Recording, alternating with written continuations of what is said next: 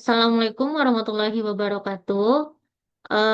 Baik, kami dari kelompok Jaya Wijaya. Di sini kami akan mempresentasikan hasil tugas besar dari mata kuliah komputasi awan dengan judul Implementasi Arsitektur Web, Load Balancer, dan Database pada AWS.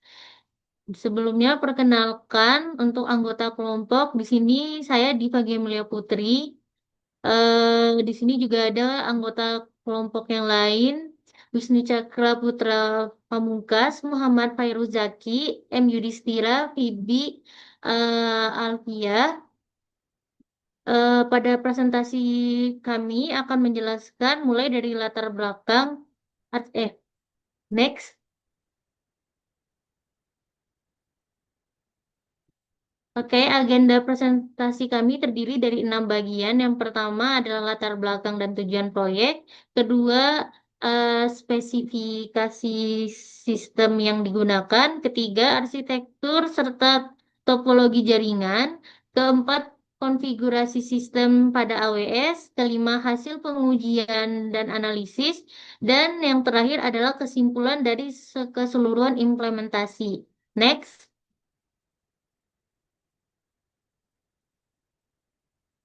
Yang pertama, latar belakang dan tujuan.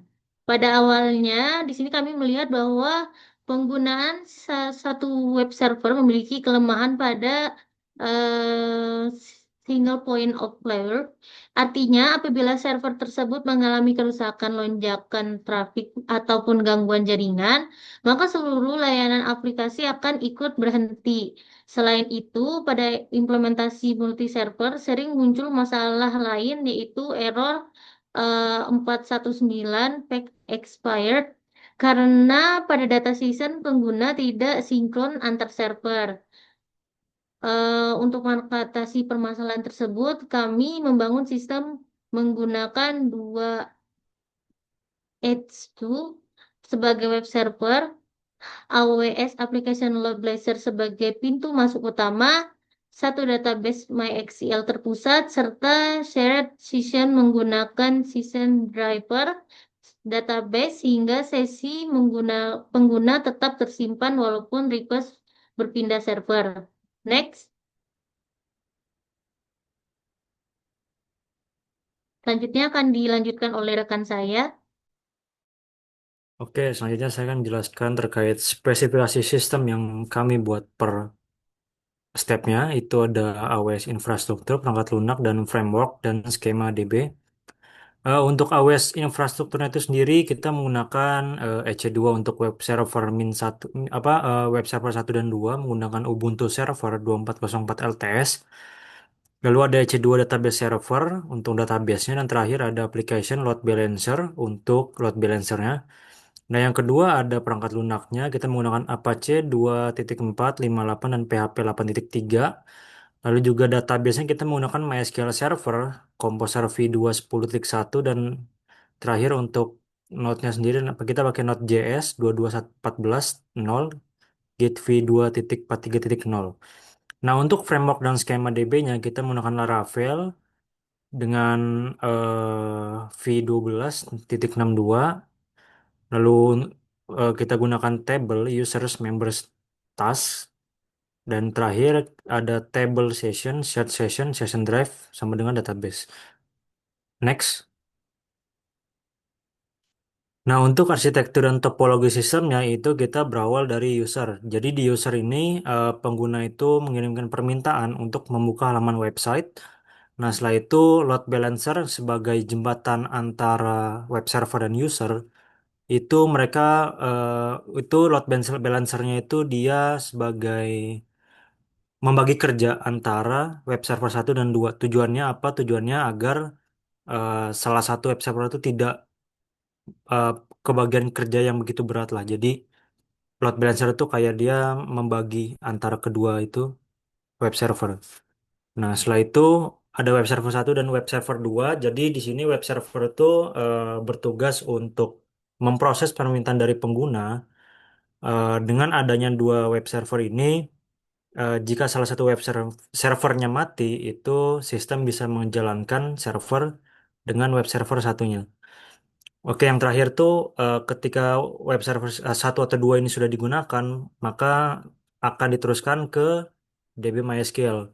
Nah, DB MySQL ini bertugas untuk menyimpan data baik dari web server satu atau web server 2 untuk mengakses database yang sama, bisa untuk mengambil atau menyimpan data yang dibutuhkan oleh pengguna. Next, selanjutnya akan dijelaskan oleh teman saya. Oke, baik. Mungkin selanjutnya eh, sekarang di bagian konfigurasi sistem, saya akan menjelaskan konfigurasi sistem dari database server. Itu yang pertama, itu instance dan security group. Terkait ini, database kami ada di host pada sebuah EC2 instance yang bersistem operasi Ubuntu server yang berada di jaringan private dengan IP 172.31.38.149. Demi alasan keamanan yang ketat, kami mengkonfigurasi security group agar portnya pakai default 3306 yang hanya bisa diakses oleh IP private dari web server satu dan web server 2. Nah, selain kedua web server tersebut, koneksi akan ditolak.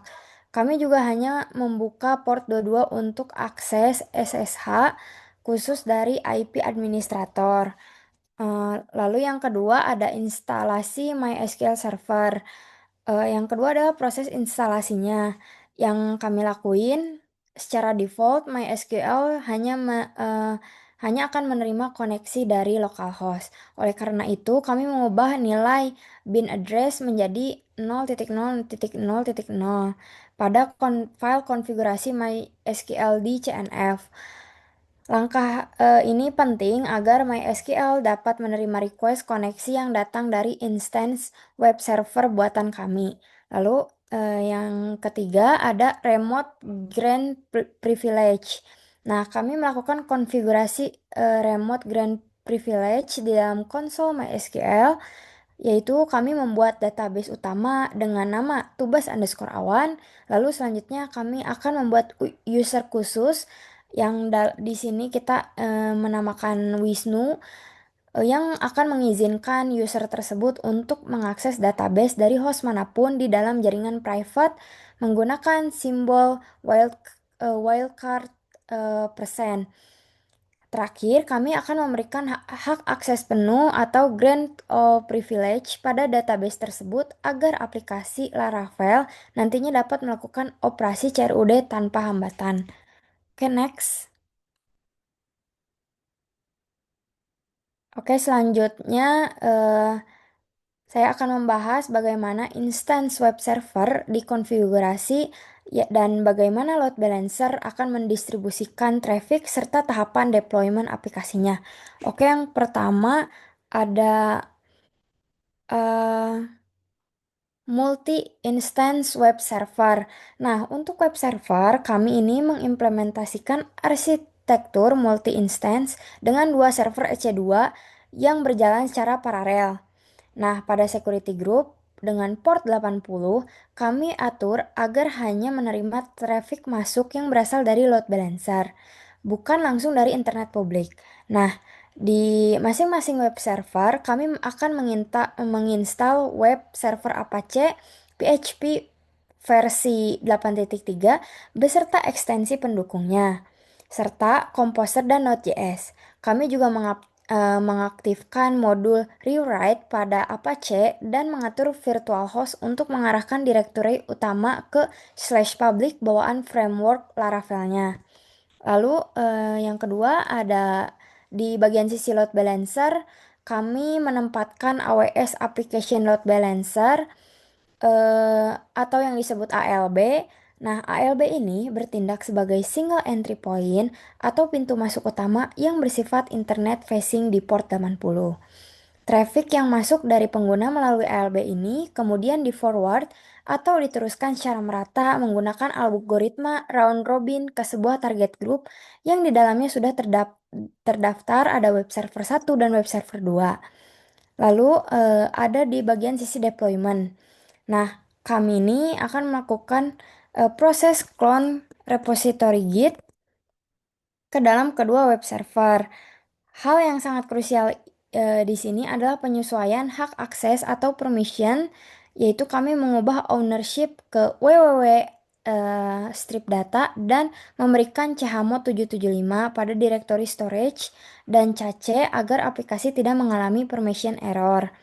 Nah, setelah menjalankan Composer install dan npm run build, ada satu penyesuaian penting pada file env. Karena kita menggunakan dua server berbeda, kedua server wajib memiliki app key yang sama persis menggunakan session driver sama dengan database.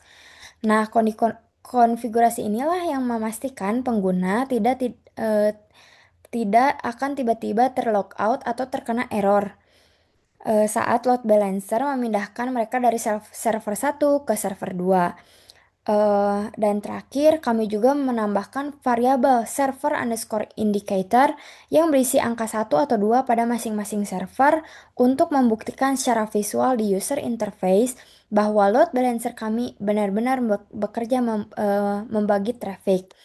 Oke, boleh di next. Selanjutnya akan dijelaskan oleh rekan saya. Selanjutnya di sini ada hasil pengujian dan analisis. Yang pertama adalah load balancing test. Indikator navbar berganti dinamis antara web server 1 dan 2 setiap kali halaman di refresh. ALB terbukti membagi trafik secara bergantian dan adil. Yang kedua di sini ada certification state. Pengguna tetap terautentikasi meski load balancer berpindah server. Error 419 pack expired tidak muncul berkat app key seragam session driver sama dengan database. Yang ketiga di sini ada code terintegrasi, operasi create, update, delete dan dari web server min1 maupun web server min2 langsung tersinkronisasi di database terpusat tanpa duplikasi atau kehilangan data. Selanjutnya kesimpulan. Yang pertama di sini ada high availability tercapai. Arsitektur 2 web server plus ALB menghilangkan SPOF, tidak ada downtime saat traffic tinggi. Yang kedua ada shell session berfungsi, AppKey seragam per session driver, database memastikan login aman tanpa error 419 pack expired. Ketiga di sini ada load balancing optimal. AWS ALB mendistribusikan trafik secara bergantian, dibuktikan perubahan server indikator pada navbar. Yang terakhir di sini ada database aman via private network. Koneksi per 3306 melalui private IPv4 dilindungi security group dari akses internet luar. Selanjutnya di sini akan dilanjutkan teman saya.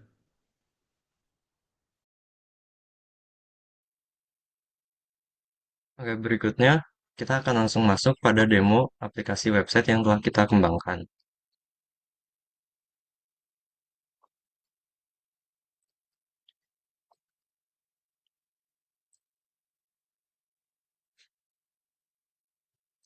Pertama, kita mengakses URL yang merupakan yang diterbitkan oleh AWS Application Load Balancer yang ada di atas ini.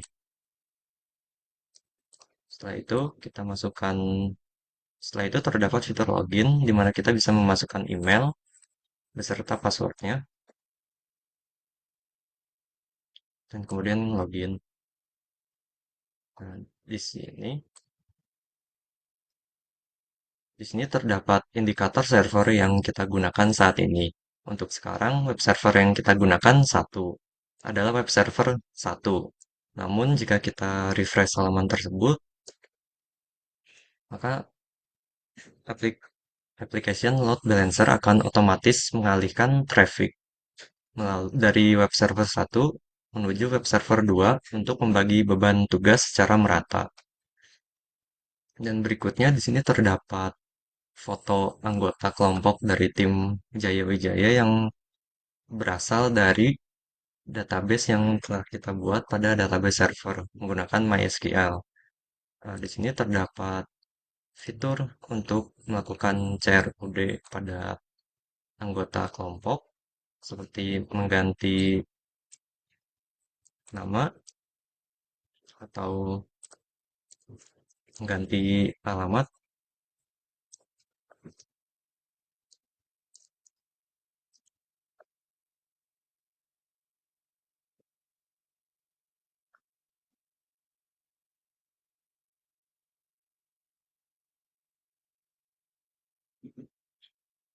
maka alamat dari salah satu anggota kelompok kami telah berhasil untuk diganti. Di sini walaupun kita tadi melakukannya dari web server satu, tetapi ketika kita berpindah-pindah web server, datanya tetap terintegrasi dan sinkron antara web server satu dengan web server 2. Dan sebagai fitur sederhana tambahan, di sini terdapat fitur CRUD tugas di mana kita bisa menambah tugas dan melihat daftar tugas yang tersedia dan kita juga bisa melakukan update pada daftar tugas tersebut.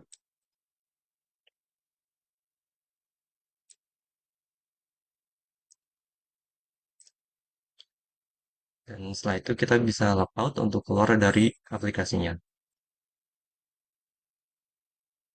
Baik, sekian dari kami, dari tim Jaya Wijaya mengenai presentasi implementasi aplikasi load balancer, database server, dan multi-instance web server. Sekian dari kami, terima kasih.